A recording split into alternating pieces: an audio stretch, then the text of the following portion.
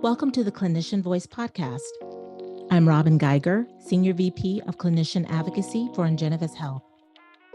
Today, our guests join me from Veterans Health Affairs for this panel discussion. I had the opportunity to sit down with Dr. Kavitha Reddy, Ms. Jana Bomer, and Ms. Mary Gallagher-Seaman to hear about best practices from their Chief Wellbeing Officer role and what they're doing within VA to bring light to and address the very global topic of clinician burnout. And now, let's get into the talk.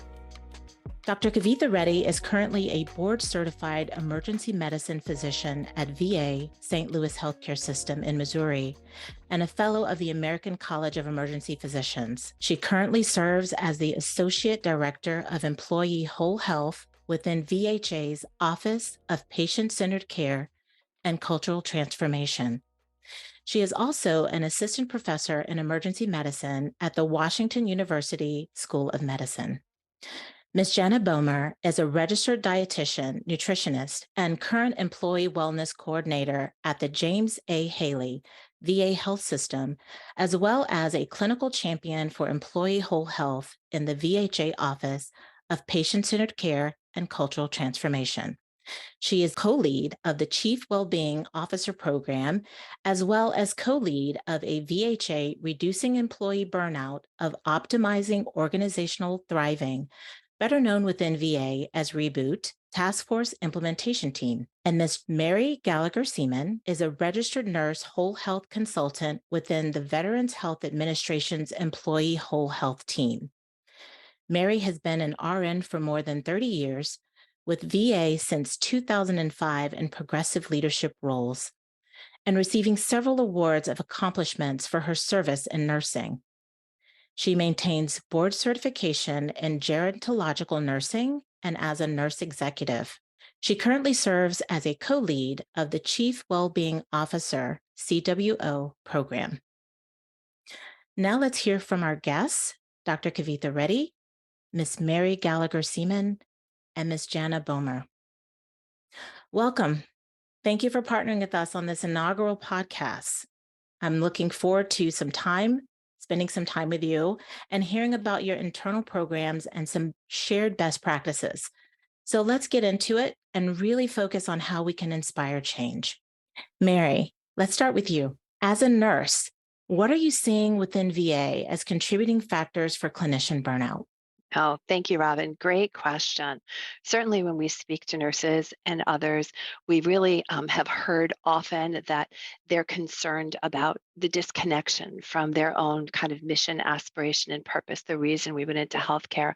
There's staffing shortages throughout healthcare, widely acknowledged. People often feel not valued by the team that they're on, or a disconnection from those that they really would like to be more involved with.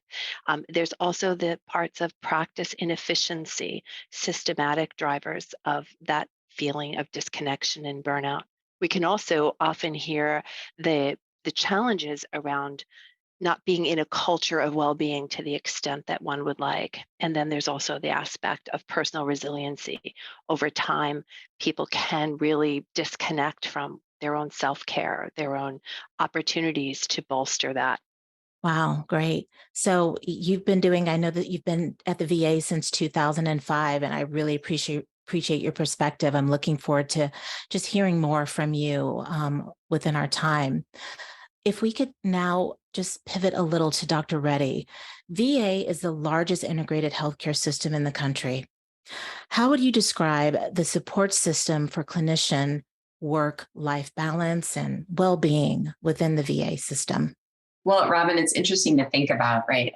I'm a clinician myself, working in the emergency room, as you mentioned. And so I can say from my own personal experience and from the experience looking across the country that our clinicians are facing some incredible hurdles right now. And so while we have amazing support from a well-being standpoint, and we invest a lot in supporting the whole health and well-being of our employees, it's clear that they don't always have the time to participate in those offerings. And so truly creating work-life integration becomes incredibly difficult.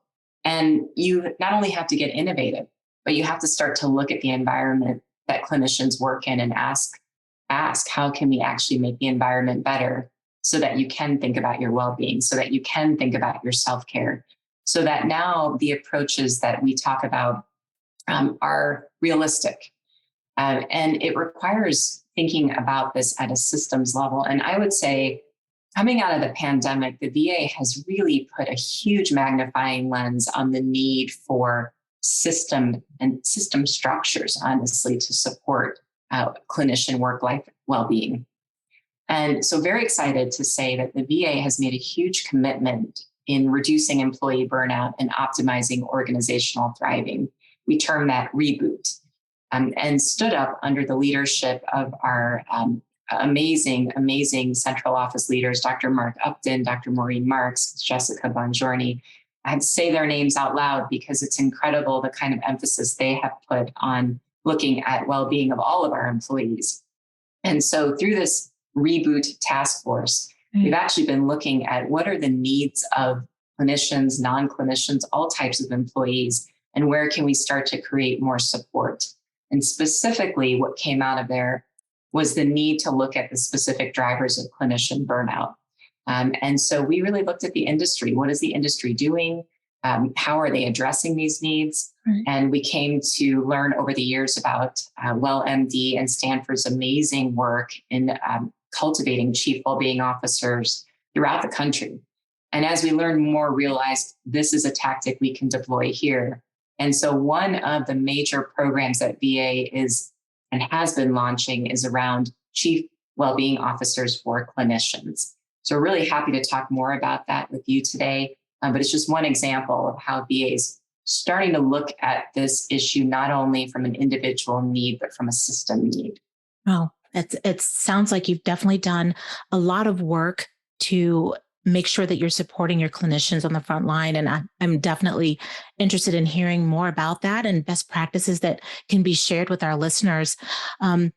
If we could now speak with you, Jana, are you seeing similar stress and burden for clinicians across all specialties? And how does that look within your program, your Chief Wellbeing Officer program, specifically on the support that you're providing? Sure. Unfortunately, the answer is yes. It would be nice to be able to say that, that burnout was only affecting a certain population of clinicians, but that's just something. We're seeing it with physicians, nurses, pharmacists, social workers, our allied health professions. It's really across the board. And so with our Chief Wellbeing Officer program, the way we are really providing that support is through a team-based approach, looking at the unique needs of individual teams, taking note that perhaps radiologists have different issues. They have different issues causing their burnout than your ICU nurses. And so it's not a one-stop shop. There's not a single answer for all clinicians, but really diving into both the personal issues, the professional issues, the systems issues for the various professions of clinicians. Wow. So yeah, it definitely takes more of approach looking at a global spectrum when you have so many different clinicians to factor into your work. If you could, let's continue with you, Jana. How does this work as far as how do you talk to your healthcare workers about burnout from a systems level and an individual level? Sure. When we think about burnout, there are multiple factors. And we can't ignore the fact that taking care of ourselves does play a part in that. And one of the things that's really important to ask clinicians is, how are you sleeping? How are you eating? Are you running on caffeine? Are you getting good meals in? That is all part of taking care of yourself. If you're not sleeping well, if you're not eating well, we become irritable. We just can't function at our highest level. So having those conversations, those personal conversations, is super important. But then working with those individual teams, we are using a model called Listen, Sort, Empower with our teams. It is a model endorsed by AMA. It came from the Mayo Clinic. And it's a way of helping teams to listen to each other, sort through the issues, and then empower them to make the changes that they can at the local level. Some things may be simple. Some things, though, you may see that they're larger systems issues. And then when we do identify those larger systems issues, when we do see that there are themes across the various disciplines, across multiple teams, we're very fortunate to have the REBOOT task force, where we can then elevate those consistent themes that are, whether it be practice inefficiencies or overall other systems issues, but able to then say, okay, this is beyond your control. This is out of your span, but how can we help get these things addressed at a higher level? So it's not an and or, it really is a both. It's both personal and systems. Oh, I love that. Within the ACT program that we have within Ingenivis Health, we're focusing on advocacy, career, and tools. And what you said really resonated with me because, we're looking for almost like a 360 area of support for clinicians because there's not a one fit all, right? So we have to consider everyone who's involved and what is most meaningful to them. So we actually listened to the voice of our clinicians as well. And we started there with their voice and what they thought their specific needs was. We didn't try to guess. We wanted to know what the realistic voice was to go along with the research and the survey tools. So it's great to hear that we're doing that in that same aligned pattern and utilizing some of the tools that you're using that's working well for you. Mary, if we could go back to you for just a bit, being that it can be difficult to recruit clinicians, what are your thoughts about your program and how does that really work towards recruiting clinicians and retaining clinicians? Oh, thanks for asking, Robin. And I want to acknowledge it is difficult to recruit clinicians. And the reason that we've really put such an emphasis on that is kind of, you're going to hear my New York come out, the street cred part. It's very important that we have a CWO, a Chief Wellbeing Officer, who is there, who's in the trenches, who understands part of their job is still to continue to provide clinical care, because that frontline perspective, just as you were speaking about within your organization, listening to clinicians, bringing that back, having their voice, a shared governance structure, if you will, is a hugely important part of this piece of work. We hear, we understand, we gather, we acknowledge, and we assist people to be empowered and equipped to really take on those issues, whether it's from a practice efficiency perspective, from Jana's Listen, Sort, Empower piece, or it's getting input into what they need to create that culture of well-being, as well as where they are with their personal resiliency.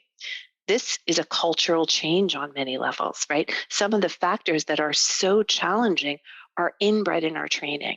We have words for this in nursing. Not taking the time to meet our basic biologic needs is kind of a badge of honor among many of us nurses who are well-seasoned, shall I say, like myself. We just came up with that understanding that you didn't want to take time to do that. It was more important to take care of others. That's a challenge, and many times personal resiliency, as Jenna said, plays into this. There's Right. also the other parts of it, but kind of acknowledging that a clinician listens best to other clinicians. Physicians listen to physicians in a different way, not less than, not better than, but in a different way than you'd listen to someone else. I can certainly say the same for nurses and others. And we found that voice, that role to role voice, to be of great value. We followed the evidence on that and much of what's been written in literature. I like that answer in that you focused on not just clinicians, but the fact that there's an identifying peer-to-peer support that's really solid and needed. You're right. Clinicians want to hear from other clinicians who've lived that experience. So it's important that, they have that perspective so that they can truly empathize. It sounds like you definitely studied that role of the CWO and what you wanted that role to encompass. Dr. Reddy, if I could ask you, can you describe some of the tactics and interventions that the CWO or Chief Wellbeing Officer could do? What are they doing that's positively impacting clinical burnout and professional fulfillment? Yeah, so first, I think it's important, again, to frame how we're approaching this work. We're learning from people who have been doing this work before us, around us. really studying the literature as we came into implementing this role. So one thing that's really, I think, amazing about VA right now is that we are launching a wide-scale effort to have CWOs hired at multiple facilities. So you mentioned we're one of the largest integrated healthcare systems. We have 139 medical centers across the nation, and we will be hiring chief well-being officers at 18 facilities across the country, and we already are hearing of at least 10 facilities that want to join in on this effort. So almost 30 chief well-being officers coming on at different medical facilities by the end of FY23, which is in September. That in and of itself, I think, is really incredible, and I think, again, shows VA's commitment to employee well-being. The second thing I want to say is we are influenced by the framework from Stanford for professional fulfillment, as Mary described in the very beginning. And using that, we actually did quite a bit of listening and focus groups and themed out what were the issues for clinicians across the country. And so our tactics are really organized under thinking about system issues, thinking about recruitment and retention, mental health and well-being, and leadership culture.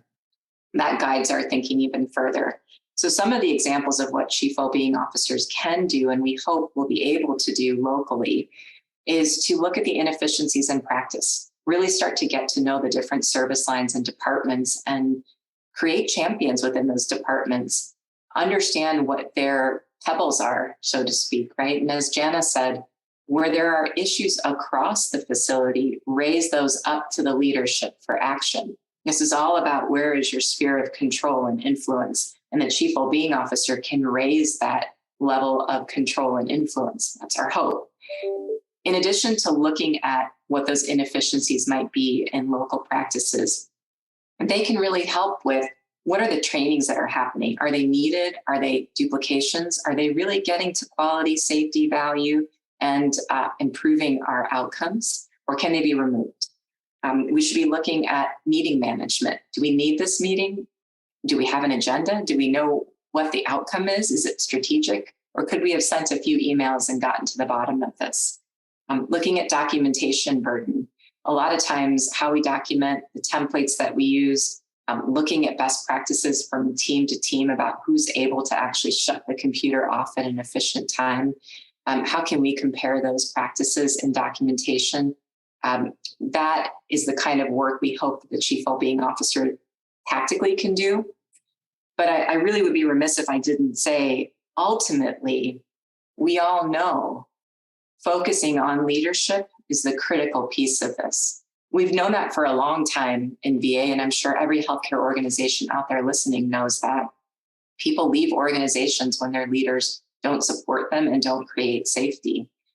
What we hope the chief well-being officer can do is really share the amazing resources and tools we have to develop leaders through mentoring, through coaching, through self-assessments, through ongoing support from their facilities. And tie that together with the commitment to be a high reliability organization. And in addition to that, really connect clinicians back to why we want to do this work. We love taking care of patients. That's what we want to do. And we want to have a whole health, whole person approach to caring for people. And we hope the CWO can really elevate that amongst leadership locally, that our clinicians want to do this work, help us get rid of what's getting in the way of that. And hopefully we start to see that impact over time. Right. So making sure it feels like there's a huge focus on self-care within this program, which, I've noticed in several of our different talks with clinicians. That's always the main focus of lack of attention is on self, right? As a clinician, you're caring for others, but they don't think to care for themselves. Or, when we go into those deep dives or those deep conversations, they forget to share the I in those conversations. What's going on with you? What's going on with myself? And I'm guilty of that also as a clinician. So it's good to know that there's a program out there that's focused on that. Just from what you were saying, it sounds like you're implementing this program within several of your health systems, what does that structure look like? This is just, honestly, to have that type of logistical frame of this type of role. Do they have a supporting team, or do they have different committees, or how does that look to expand their reach and make sure that they're able to connect with everyone? Yeah, great question. So it's complicated when you're in such a complex organization. I'll offer a few comments, and then obviously Mary and Jana would love to have you chime in. Nationally, we have a very robust implementation team. And our concern is not only to help sites hire this role, but develop a community for them. We're all learning and growing together in this work. And what we find is when we can have a community that can support us when times are tough and support sharing best practices when things are going well, we have a much greater chance of collective success. So we are designing trainings and workshops, community of support, and we're formally going to be evaluating this with our research partners. We're so lucky to have such an amazing research force, honestly, in VA. And they will be looking at some of the qualitative things that we can look at early. Is the facility ready to hire this role? Are they integrating this role? What does the role look like once it gets on site? Who is it reporting to? And who are they, talking with? But then at a local level, we're really helping them think about strategic planning and envisioning so that they can set themselves up for success in how they're developing their coalition, creating that sense of urgency, using change management skills. And so Mary and Jan are really in the weeds as this is all being developed. So I'd love to turn it over to them for their thoughts as well. Oh, thanks, Kavitha. Yeah, the CWO as that strategist, leader, and advocate really does need a tremendous amount of support. One of the most positive, wonderful things about working in VA is that we're not the only people looking at this. We have wonderful partners in this work at the program office as well as at the local level. We've collaborated extensively with the National Center for Organizational Development, the Diversity, Equity, and Inclusion Office, the Employee Experience Office, which comes out of the Veteran Experience Office, and others, which has really helped us to kind of leverage that and intensify the efforts. We want the CWOs to be able to do that as well at the local level, at the facility level. The program that we are co-leading offers that education and training of the CWOs, community, developing that support system for the CWOs as they expand their role and grow into that. We offer collaboration on the national level, which was just mentioned, and the evaluation that Kavitha just spoke about as well. Yeah, and I would also like to chime in that when you really start to think about the CWO being one individual at a facility, that some of our VHA facilities are huge. They may have 6,000 employees. Now, granted, not all of those are clinicians, but a good majority are. One person can't do everything. So as this role grows, we very much envision an ambassador or director type structure where the various clinician departments have either, whatever you want to call it, an ambassador, a director, a well-being director, but someone who is able to assist them, someone who really knows the needs of that department, someone who is able to work directly with those individuals, helping to really keep that CWO at the strategic level versus getting down into the work units. So, I think it's that collaboration, it's the partnership that goes a long way. Wow. So yeah, I can't imagine the expansion of this program and how many people had to be involved. It's really awesome to hear that you've strategically thought not just at the program level or your national level, but also locally within these health systems, and that you have a program or one of your programs that's facing burnout, that's really starting to take off and roll out. Really excited about that. If you could tell or share a little bit with our listeners, tell me a little bit more about how you measure success of burnout mitigation of your efforts and your work there? How is success measured? And is that rolled up nationally, or is there a local initiative or work that helps support the national program offices? How does this work for you? So this is a really great question, and I think plagues any person who tries to do work within the employee-facing arena. Same questions we had to think about as we were thinking about individual employee whole health interventions. One tactic cannot be a solution for an entire system issue. And we have learned from the advice of others on this as well. To say that we can solve burnout would be setting ourselves up for failure. Right? So we know burnout is a summation of many different influences over time. We've been dealing with burnout for decades in the healthcare system. And I would even posit, right, that our existing healthcare delivery model makes it very hard to deliver care the way we want. Absolutely. So the idea that we can say we're going to drop burnout or solve burnout, we quickly said to ourselves, we can't make that our measure of success. But what would it be then? And so we spent a lot of time thinking about this. We sought the counsel of WellMD as well. We sought the counsel of various chief well-being officers out in private sector. And where we landed is to really look at the processes that this chief well-being officer can get involved in. How many teams are they able to engage with? Are they able to get high visibility with their executive leadership team? Are they able to get into those medical executive meetings that, they can think about informing policy and procedure and processes? Are they able to bring leadership trainings to people that need it? We will look at the levels of engagement, of stress. We will look at the levels of burnout, not saying that we will be able to change that within 1 year or 2 years. We recognize this is really the long game. And so what we're trying to see is, can this role be accepted, integrated, and influential in the system? And that in the short term would be very successful when, like Janice said, you have thousands of employees. Can this person actually be that advocate that Mary described? So I would say that's where our indicators are at right now. And then, of course, as we get further in this work, we'd like to tactically look at what is making an impact on some of those all-employee surveys and burnout measures. Thank you for that answer. Looking at everything that other health systems are doing. We have healthcare executives out there that are struggling to find answers and initiatives within their own health systems. Are there additional thoughts or unique wins that you would like to share specifically to our listeners? I'm happy to to start that question.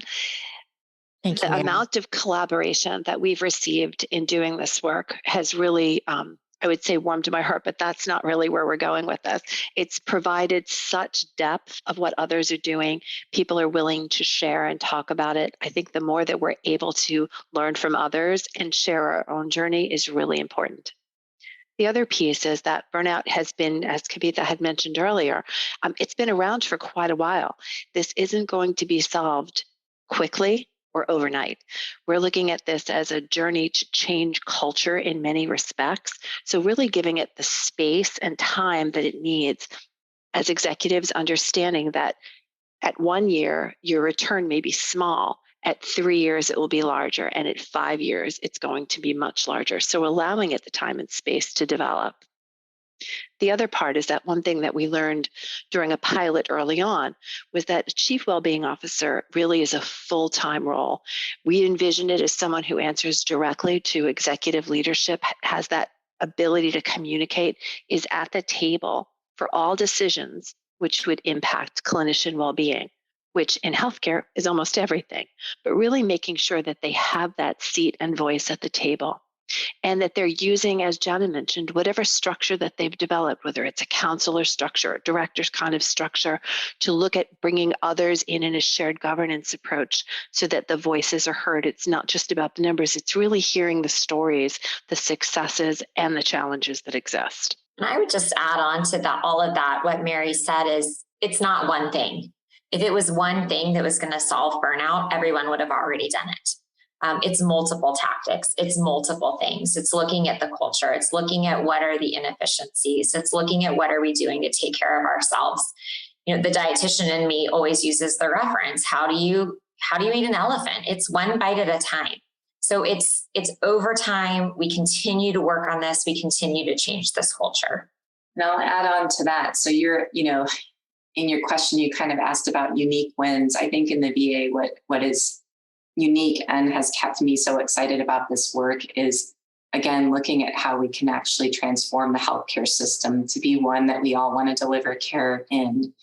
And I think something for healthcare executives to think about is, what does that care model look like for you? In VA, we are really looking at a whole health care model that's team-based.